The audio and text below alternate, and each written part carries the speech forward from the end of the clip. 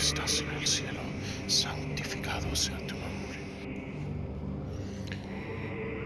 Dios, no nos abandones en estos tiempos tan oscuros. Ayúdanos a entender qué es lo que está pasando en este mundo.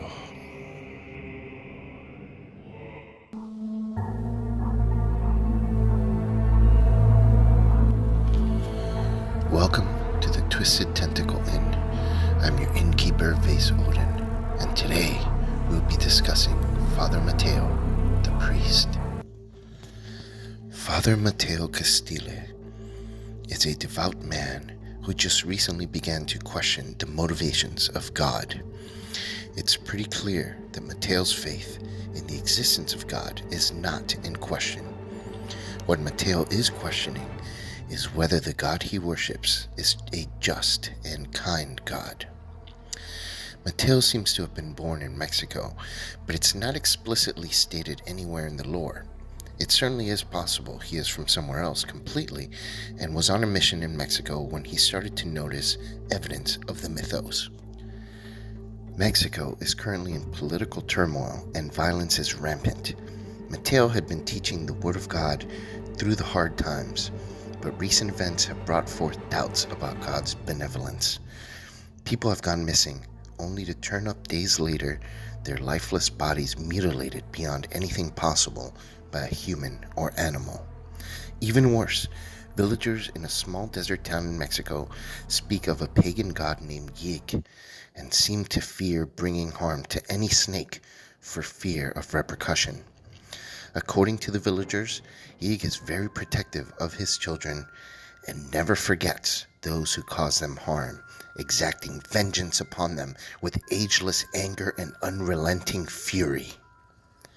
Some even told stories of people who were slowly and painfully turned into snakes as punishment for their insolence. One day, Father Mateo followed a boy through the desert to pray for his dying father when they came upon a snake breeding pit. The boy's father had been bitten by a rattlesnake, and the boy killed it in anger. The boy looked upon the snakes in fear, rambling about Yig's vengeance. It was then that a snake bit him. Father Mateo fell into a pit on the ground, and when he regained his consciousness, he was in utter shock. Human remains lay on the ground, all facing east. Just ahead of them was a large statue of a humanoid with snake-like features. Looking at the remains that lay around him once more, Father Mateo began to realize they all had some deformities that made them look more snake-like. At the same moment, Mateo saw the boy laying unconscious nearby. He went over to read him his last rites, noticing the area where the snake bit him had started to get scaly. He opened the boy's eyes and was thrown aback by the disturbing image. The boy's eyes were now like those of a snake. Disturbed to his core, Father Mateo prayed daily for guidance. He believes his faith is his strongest weapon against whatever dark forces are in play. In Arkham Horror, the card game, Father Mateo is a mystic with a 4 in willpower, a 3 in intellect, a 2 in combat, and a 3 in stealth. His special ability is to turn an auto-failed token, the Tentacle, into an Elder Sign token once per day. His Elder Sign ability is an auto pass. Once you resolve the test, you can either draw a card and gain a resource, or take an extra action for the turn. The second option can only be chosen if you pull the Elder Sign on your turn. Okay, so this special ability is mediocre. On one hand, it can be great if you pull a tentacle on a big test, but there are scenarios where you won't pull a tentacle at all. Also, you can pull a tentacle on a test that's not extremely important, and now you have to decide if you use the ability or save it for later. If you save it, you may not get to use it at all that scenario. If you use it, you may waste it on a non-crucial test and not have it when you really need it. My thought is this: when playing solo or 2-player, or hard or expert, if you pull a tentacle, use the ability right away. There's no point in saving it because you're probably not going to pull another tentacle. If you're on easy or standard in a 3 to 4 player mode, you can wait for a more crucial test. With 3 to 4 players, you're going to more than likely see at least a few tentacle pulls every scenario. And playing on easy standard with that many players means there's going to be a lot more pulls than if you're playing harder or expert. One thing that is very good is that you don't have to be in the same location as the investigator pulling the token to use your ability to help them. Now, his Elder Sign ability is pretty good. A card and resource or an extra action is always welcome, and there are better ones for investigators, but this one I would say is above average. His deck building is severely limited though. You can only use Mystic and Neutral level 0 to 5 cards and Blessed cards from 0 to 3. With the current card pool, this means a lot of Mateo decks are going to look very similar to each other. Not going to be too much variety. There aren't too many Blessed cards in the current card pool. The good news is that Mystics have a very diverse card pool that allows them to be very well-rounded investigators. Plus, you get to start with 5 additional experience points, so that helps tremendously. When building Mateo, I think you can pretty much go one of two ways. Either build him as a Chaos Bag Manipulator, using cards like Seal of the Elder Sign, Time Warp, the Cthulhian Stone, Grotesque Statue, and cards like that. Or you can build them as a classic Mystic with common staples like Rite of Seeking, Shriveling, and so on. Now, this doesn't mean if you build them as a Chaos Bag Manipulator that you can't put some of those cards, but those aren't going to be like your main focus. I think Classic Mystic works great for solo, and especially if you use his bonus XP to get like a Spirit Athame, or 2 of them, and a couple of other, nice little tricks thrown in. This also works great for 2, 3, and 4 player. Chaos Bag Manipulator build works great for 3 to 4 player, not so much in solo or even in pairs, and only if you already have a primary damage dealer and a primary clue gatherer in the group. So he'd be an awesome support character if you already have those roles filled. With the cards he has access to, he can investigate and fight, but both are very limited because you can quickly run out of charges for your spells. Unlike Akachi, who can kind of renew that, plus she gets extra charges, he does run out very quickly, especially if you fail, some tests and you have to redo the checks and all that kind of stuff. It can go very, very fast. So make sure you have ways to mitigate or work around this, or at least have a backup plan for it. Mateo's signature card is the Codex of Ages. This card seems very powerful at first.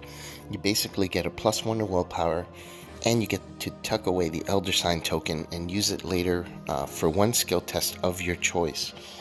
If you use the token, the Codex gets discarded, and you lose your +1. You can use the Elder Sign for any test, so this is kind of an improved version of his general ability.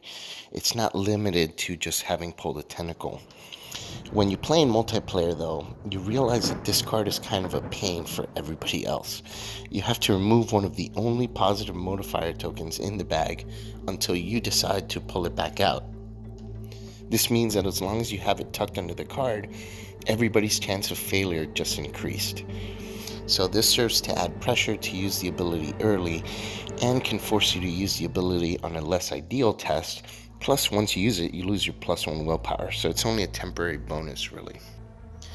The limitations are a pain, sure, but overall, I still kind of like this card. They had to balance it out, because being able to succeed on 1 test of your choice automatically is extremely powerful, and if you're playing solo, this is not as big of a deal. Now, his signature weakness, the Serpents of Yig, it's actually not a bad weakness at all. It's one of the lightest punishment that a weakness card can provide. Sure, it takes away the Elder Sign token from the Chaos Bag, but it only has 3 health, which is a little annoying, but it's not a huge deal. It's not a hard creature to hit. It only has a 2 in fight, so it's very easy to kill. And it doesn't, like some other investigators, signature weaknesses that are enemies can pop up on the other side of the game board. This thing appears right where you are, engaged with you, and it hunts you. So instead of you having to hunt it down to kill it to get your Elder Sign token back, it comes after you. So it's really, really a very light punishment. So not terrible at all. Overall, some people think Mateo's deck building is kind of boring because, there's not a whole lot of variety in the decks that you can make for him because of his limited card pool. But as the card pool grows in this game, that's going to change quite a bit, especially when they add more blessed cards that are in other factions. I think that'll help tremendously. One thing I really like about Father Mateo is that it creates an interesting role-playing dynamic in the world of Arkham Horror. Mainly, where does traditional faith fit into this world? With the existence of ancient cosmic beings making mankind insignificant, real-world religions are in kind of a strange place. After all, most religions put humanity at the center of creation, or at least humanity is the most important factor in the existence of life for most religions. So there's a conflict there that's really interesting to kind of look into and kind of role play with. So really cool character to role play with, even though his card base is not too interesting. So this makes role playing a character like Mateo very complex, very intriguing, and opening a world of possibilities, in my opinion. And that does it for today's video. Hopefully you found it useful, and if you have any questions or comments or anything to say about Father Mateo, please go ahead and leave it in the comments below, down there. Also, like, share, subscribe. You know the deal by now, and have a good day. Soy tu papi.